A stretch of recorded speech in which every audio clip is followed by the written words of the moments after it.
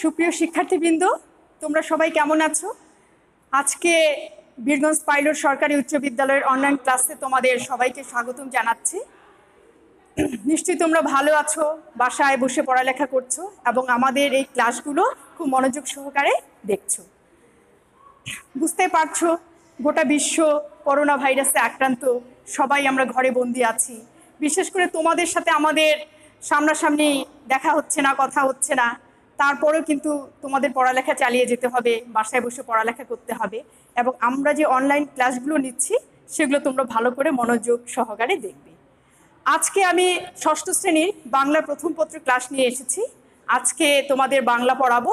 শুরুতেই আমি একটা ছবি আঁকবো, তোমরা দেখো সবাই। আমি একটা ছবি আঁকছি, যদিও আমি অত ছবি আঁকায় দক্ষ না, তারপরে আঁকার চেষ্টা করছি তোমাদের জন্য।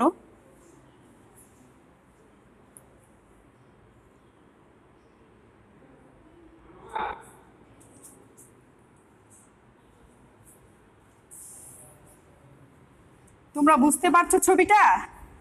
দেখো, একটু বুঝার চেষ্টা করো।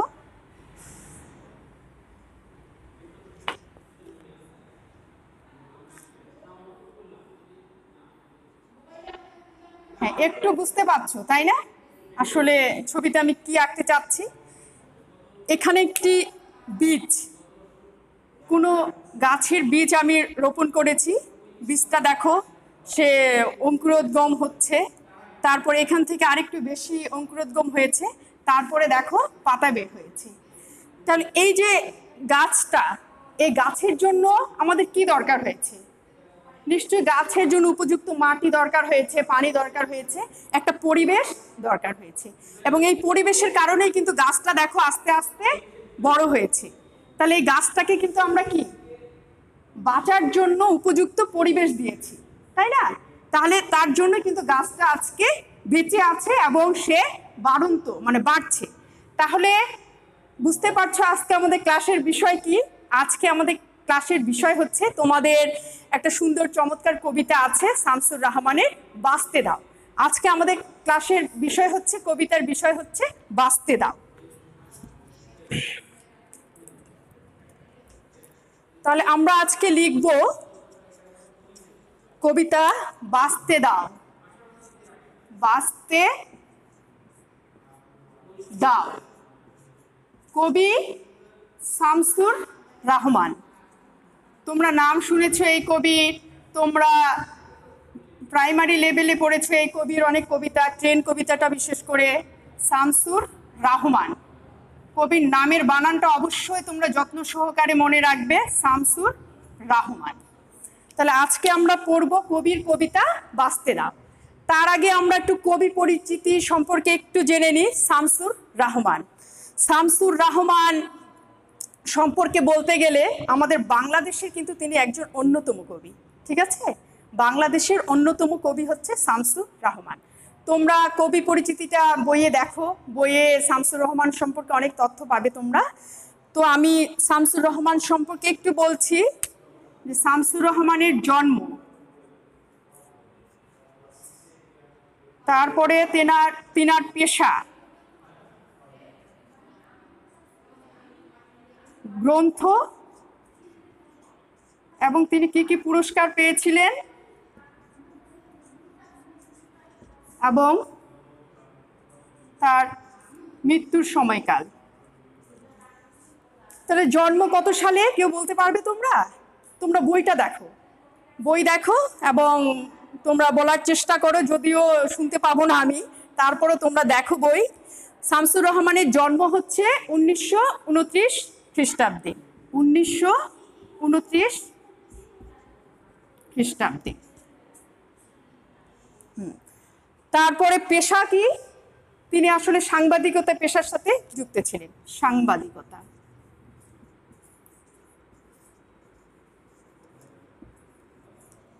গ্রন্থ, অনেক গ্রন্থ লিখে গেছেন। তো তোমরা যেহেতু ছোট ক্লাসে, তোমাদের ছোটদের একটা গ্রন্থ বলি, ধান ভানলে কুড়ো দেব। ধান ভানলে কুড়ো দেব।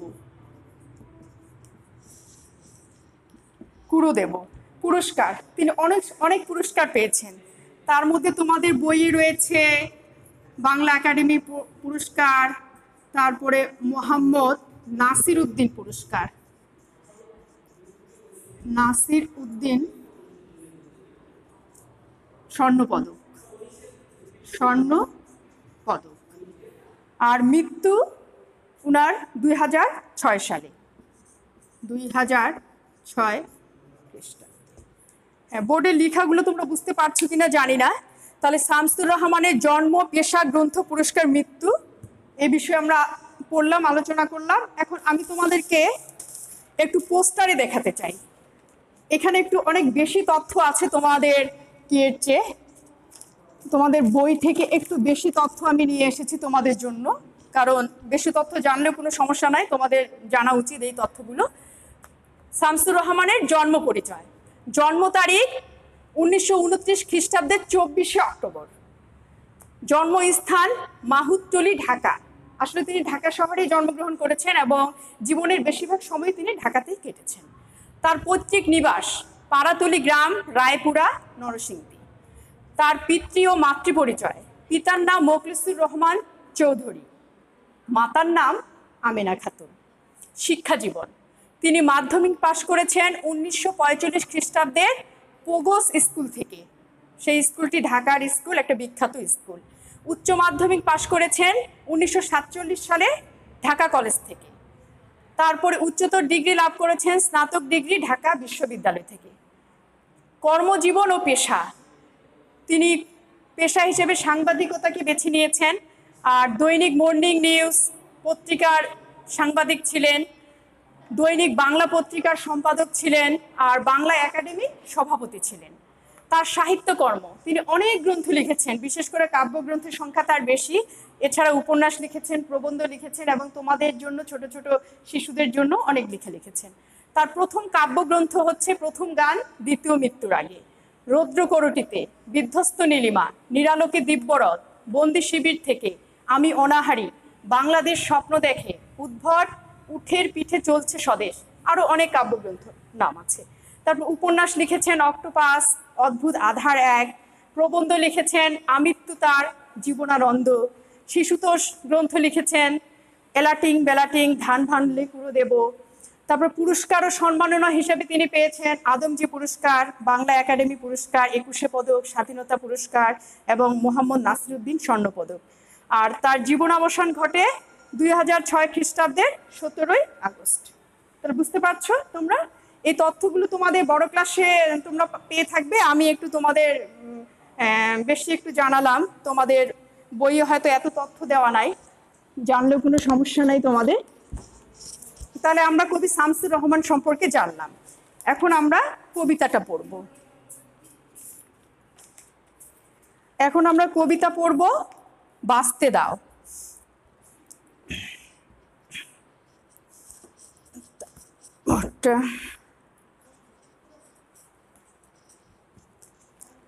বাঁচতে দাও, শামসুর রহমান। এই তো দেখো ফুলবাগানে গোলাপ ফোটে, ফুটতে দাও।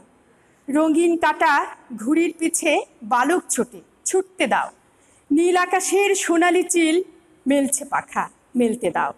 জোনাক পোকা আলোর খেলা খেলছে রোজি, খেলতে দাও।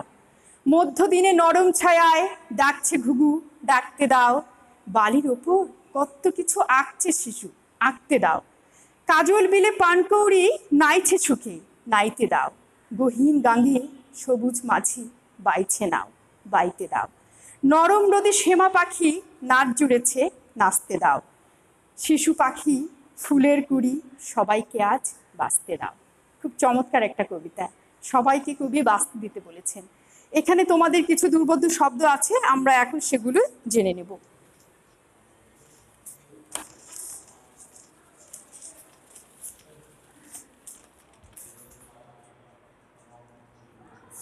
এখানে দুর্বোধ্য শব্দ আছে, দেখো, রঙিন কাটা ঘুড়ি। হ্যাঁ, আমরা এখন একটা পোস্টারে তোমাদের কঠিন শব্দগুলো দেখে নেব, তোমরা একটু সবাই মনোযোগ দাও।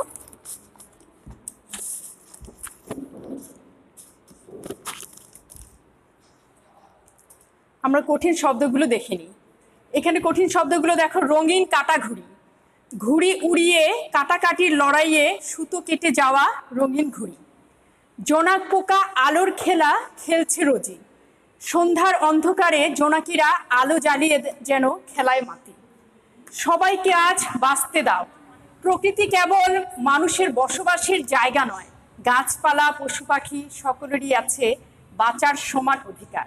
তা না হলে মানুষের অস্তিত্ব ও হুমকির মুখে পড়বে। পানকৌড়ি কালো রঙের হাঁস জাতীয় মাছ শিকারী পাখি, নাইতে গোসল করতে স্নান করতে, গহীন, গহীন মানে গভীর, অতল, গহন, গাঙে মানে নদীতে। তাহলে বুঝতে পারছো এই কঠিন শব্দগুলো, এগুলো তোমাদের মনে রাখতে হবে কবিতাটা বোঝার জন্য। এখন আমরা কবিতাটা একটু বিশ্লেষণ করি। হ্যাঁ, কবিতাতে এই তো দেখো, ফুল বাগানে গোলাপ ফোটে ফুটতে দাও। কবি আসলে এই প্রকৃতি পরিবেশ, এই প্রকৃতি পরিবেশের কথা বলেছে, যে এই প্রকৃতিতে ফুল ফোটে। তো ফুলটা কাদের জন্য ফোটে? নিশ্চয়ই মানুষের জন্য। আমরা ফুলের সৌন্দর্যে মুখরিত হই, এই ফুলও যেন নিজেকে ফোটাতে বিলিয়ে দিতে খুব স্বাচ্ছন্দ্য বোধ করে। ফুলের গন্ধ, আমরা মোহিত হই ফুলের গন্ধে। আমরা মানুষ কিন্তু সৌন্দর্য প্রিয় আমরা, তাই না? প্রকৃতি, ফুল এগুলো কিন্তু আমরা ভালোবাসি। আর ফুল, পাখি, গাছ এগুলো কিন্তু প্রকৃতির অংশ। রঙিন কাটা ঘুড়ির পিছে বালক ছোটে ছুটতে দাও। ঘুড়ি, ঘুড়ি যখন আকাশে উড়ে সে কিন্তু স্বাধীনভাবে উঠতে চায়। কি উঠতে চায় কি না? মানে আমাদের জীবনের সঙ্গে যেন জড়িয়ে আছে ঘুড়ি। আমরাও যেমন স্বাধীনভাবে বাঁচতে চাই, স্বাধীনভাবে কথা বলতে চাই, তেমনি কবি এখানে ঘুড়ি কাটা উঠছে আকাশে, বালক ছুটে ছুটে চলছে।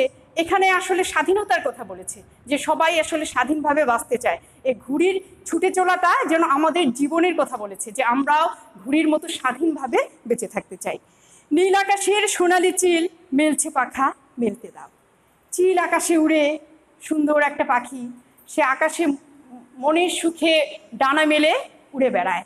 এই যে তার স্বাধীনতা এবং একটা সুন্দর পরিবেশ, আকাশের এই যে সুন্দর নির্মল পরিবেশে সে উড়ে বেড়াতে চায়, তাকে উড়ে বেড়াতে দিতে হবে। জোনাক পোকা আলোর খেলা খেলছে রোজি, খেলতে দাও। যখন ঘুটঘুটে অন্ধকার হয়ে যায় তখন দেখবা যে এক ঝাঁক জোনাকি পোকা আলো ছড়িয়ে বেড়ায়। তাদের স্বভাবই হচ্ছে আলো ছড়ানো, তারা সেভাবেই কিন্তু তৈরি। এই প্রকৃতির অন্ধকারকে দূর করার জন্যই যেন তাদের জন্ম, তো তাদেরকে সেই আলো ছড়াতে দিতে হবে। মধ্যদিনে নরম ছায়ায় ডাকছে ঘুঘু, ডাকতে দাও। ঘুঘু পাখি মধ্যদিনে নরম ছায়ায় খুব নিজের মনের সুখে ডাকাডাকি করে। এই যে তার স্বাধীনতা, এই যে একটা সুন্দর পরিবেশ, এই পরিবেশটা তার জন্য আমাদের তৈরি করে দিতে হবে। বালির উপর কত কিছু আঁকছে শিশু, আঁকতে দাও। একটা শিশু কিন্তু বেড়ে হয়, সুস্থভাবে বেড়ে উঠে, তার চারপাশের পরিবেশটা যদি ভালো থাকে, সুস্থ থাকে, স্বাভাবিক থাকে, এই যে একটা সুস্থ স্বাভাবিকভাবে বেড়ে ওঠার জন্য তার একটা সুন্দর পরিবেশ তৈরি করে দিতে হবে। এই পরিবেশটা পেলেই সে কিন্তু স্বাভাবিকভাবে বেড়ে উঠতে পারে। এই যে মনের সুখে সে বালির উপর অনেক কিছু আঁকাআঁকি করছে, তার যে নিজের মনের ইচ্ছা আকাঙ্ক্ষা সবগুলোই যেন সে বালুর মধ্যে ছবির মাধ্যমে প্রকাশ করছে। এই যে শিশুকে স্বাধীনভাবে কাজ করতে দেওয়া, বেড়ে উঠতে দেওয়া, এই কাজটি আমাদের করতে হবে। কাজল বিলে পানকৌড়ি নাইছে সুখে, নাইতে দাও। পানকৌড়ি একটা শিকারি, কি বলবো, শিকারি পাখি, সে কাজল বিলে আপন সুখে নাইছে, গোসল করছে, স্নান করছে। তার এখানে স্বাধীনতা আছে, তার এখানে ভালো লাগা আছে। এই স্বাধীনতা ভালো লাগা জায়গাগুলো আমাদের তৈরি করে দিতে হবে।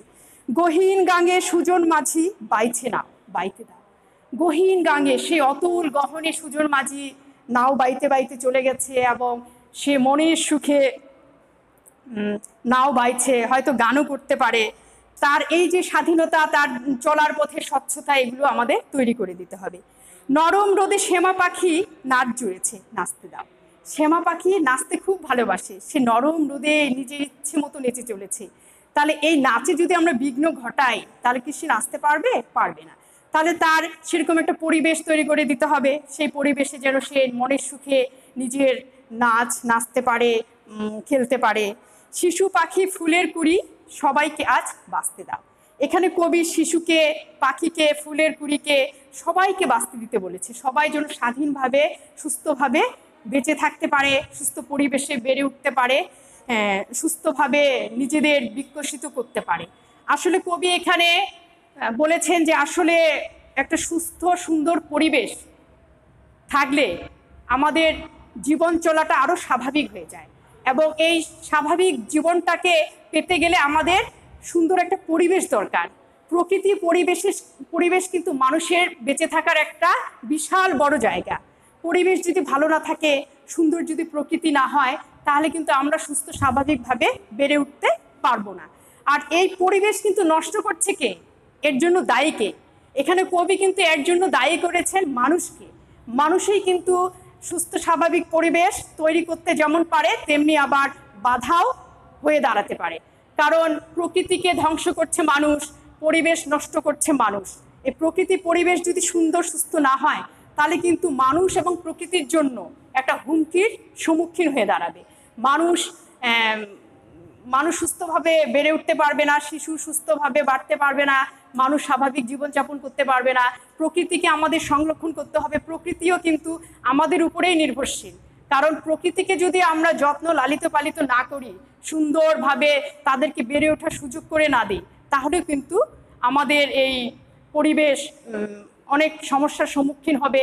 আমাদের শিশুরা সুস্থভাবে বিকশিত হতে পারবে না। পরিবেশ তার যে সুস্থ মানুষের জন্য, মানুষের বিকাশের জন্য যে সুস্থ স্বাভাবিকভাবে একটা সুন্দর পরিবেশ দেওয়া, সেটা কিন্তু করতে পারবে না। এবং আমরা গাছপালা, বিশেষ করে প্রকৃতি বলতে গাছপালা, পশু পাখি সবাইকে কিন্তু বুঝিয়েছে। তাহলে এখানে সবারই কিন্তু আমাদের সুস্থ থাকা দরকার, এবং সবারই জন্য একটা সুস্থ স্বাভাবিক পরিবেশ দরকার, যেটা একমাত্র মানুষই কিন্তু পারে তৈরি করতে। আসলে মানুষ কিন্তু আমরা প্রকৃতিও তৈরি করতে পারি, পরিবেশও তৈরি করতে পারি। এজন্য আমাদের প্রকৃতি পরিবেশের উপরে আমাদের জোর দিতে হবে, সুস্থ একটা পরিবেশ তৈরি করতে হবে। প্রকৃতির যে গাছপালা, পশু পাখি, সেগুলোকে সুস্থ স্বাভাবিকভাবে বিকশিত হতে দিতে হবে। এই বিষয়গুলো আমাদের অবশ্যই মনে রাখতে হবে। তাহলে তোমরা বুঝতে পারছো কবিতাটি। তারপরেও আমি পাঠ পরিচিতি থেকে একটু বলি, কবি কি বলেছেন। প্রকৃতি ও পরিবেশ মানুষের বেঁচে থাকার প্রধান আশ্রয়। বুঝতে পারছো, প্রকৃতি এবং পরিবেশ, এই প্রকৃতি পরিবেশ যদি না থাকে, তাহলে কিন্তু আমরা বাঁচতে পারবো না, মানুষ বাঁচতে পারবে না, কোনো প্রাণী বাঁচতে পারবে না। মানুষ ও প্রকৃতি পরিবেশের অংশ, কিন্তু মানুষের হাতেই দিন দিন এগুলো ধ্বংস হয়ে যাচ্ছে, ফলে বিপন্ন হচ্ছে মানুষ ও প্রাণীদের জীবন। আমাদের চারপাশ যদি সজীব ও সুন্দর না হয়, তাহলে বেঁচে থাকার আনন্দই বৃথা হয়ে যাবে। কবি শামসুর রহমান বাঁচতে দাও কবিতায় প্রকৃতি, পরিবেশ ও প্রাণী জগতের সুস্থ ও স্বাভাবিক বিকাশের কথা বলেছেন। একটি শিশুর বেড়ে ওঠার সঙ্গে তার চারপাশে সুস্থ পরিবেশের সম্পর্ক রয়েছে। যদি পৃথিবীতে ফুল না থাকে, পাখি না থাকে, সবুজ ধ্বংস হয়ে যায়, তাহলে শিশুর স্বাভাবিক বিকাশ বাধাগ্রস্ত হবে। কবিতায় এইসব প্রতিকূলতাকে জয় করার কথাই সুন্দর করে তুলে ধরা হয়েছে। কবি এই প্রতিকূলতাকে জয় করতে বলেছেন। আর এই জয় করতে পারে কে? মানুষ। মানুষ যদি সুন্দর প্রকৃতি পরিবেশ তৈরি করে, তাহলে কিন্তু সবাই আমরা সুস্থ স্বাভাবিকভাবে বেড়ে উঠতে পারি। আমাদের পরিবেশটা, পৃথিবীটা খুব চমৎকার সুন্দরভাবে গড়ে উঠতে পারে। তাহলে আজকে আমরা কবিতা পড়লাম, কবিতার বিষয়বস্তু পড়লাম। এখন তোমাদেরকে আমি কয়েকটা প্রশ্ন করব, তোমরা সেগুলো উত্তর দেওয়ার চেষ্টা করো। এখানে কবি সম্পর্কিত একটা আমি প্রশ্ন করব। কবি শামসুর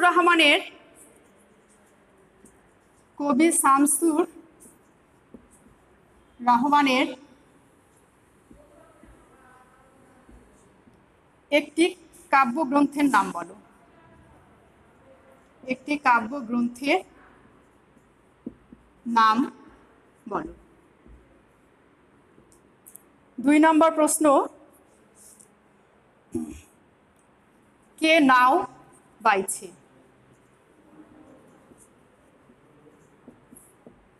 কে নাও বাইছে?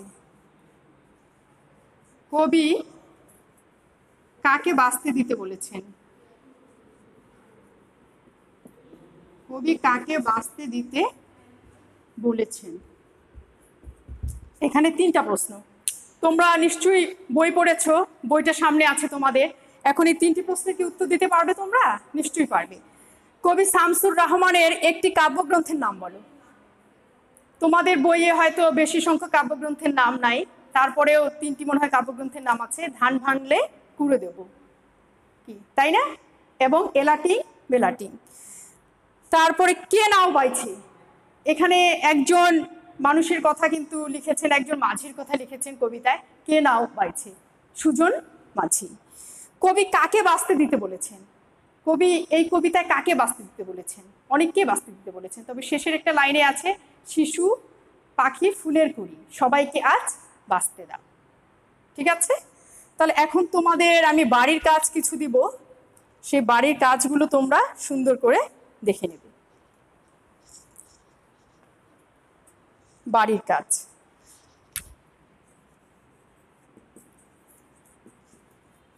বাড়ির কাজের মধ্যে তোমাদের বইয়ে দেখো, তোমাদের বইয়ে দেওয়া আছে একটা কর্ম অনুশীলন, 81 পৃষ্ঠা, পৃষ্ঠা নং 81,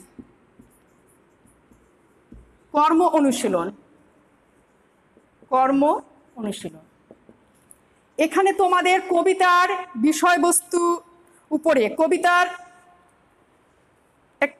এই কবিতাটি তোমাদের সুন্দর করে আলোচনা করা হয়েছে এবং এই কবিতাটির উপরে দুটি পার্থক্য দেওয়া আছে, যে আবৃত্তির বৈশিষ্ট্য এবং পাঠের বৈশিষ্ট্য।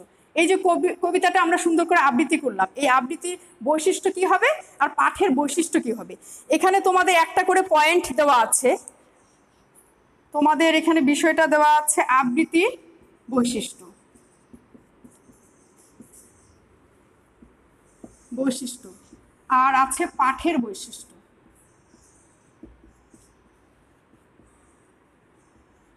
বৈশিষ্ট্য এখানে তোমাদের 5টা করে পয়েন্ট লিখতে বলা হয়েছে, 1 2 3 4 5, তাই না?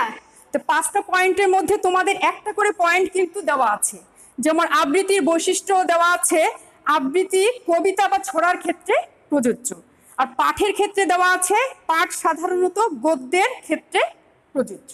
তো আমি 1 নম্বর পয়েন্ট তোমাদের দেওয়া আছে বইয়ে, আমি 2 নম্বর পয়েন্ট লিখে দিব, আর তোমরা 3 4 5 সেটা বাসায় বসে করবে। 2 নম্বর পয়েন্ট হবে আবৃত্তি করার সময় স্বরের ওঠানামা ওঠানামার প্রয়োজন হয়,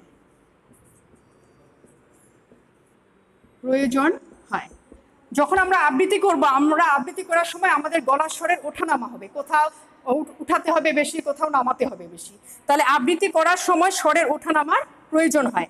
আর যখন আমরা পাঠ করব, পাঠের সময় কিন্তু তার দরকার হয় না, পাঠের সময় তোমাদের হবে সরবে পাঠ করলেই হয়, সরবে পাঠ করলেই হয়। তাহলে আমরা পাঠের ক্ষেত্রে আমরা সরবে পাঠ করব, সরবে পাঠ করে যাব, কিন্তু আবৃত্তির ক্ষেত্রে একটু ভিন্ন, আবৃত্তি করার সময় আমাদের স্বরের একটু ওঠানামা হবে। এখন তোমাদের জন্য প্রশ্ন থাকলো 3 4 5, এই 3টা পয়েন্ট তোমরা বাসায় বসে অবশ্যই লিখবে, এবং আগামী ক্লাসে হয়তো আমি দেখব, না হলে স্কুলে যখন খুলবে আমি এই বিষয়টা তোমাদের কাছে অবশ্যই জেনে নেব। তাহলে ধন্যবাদ শিক্ষার্থীরা, আজকের মতো আমরা এখানেই শেষ করব। তোমরা সবাই বাসায় ভালো থাকো, সুস্থ থাকো এবং সুন্দর করে পাঠগুলোতে মনোনিবেশ করো। ধন্যবাদ সবাইকে।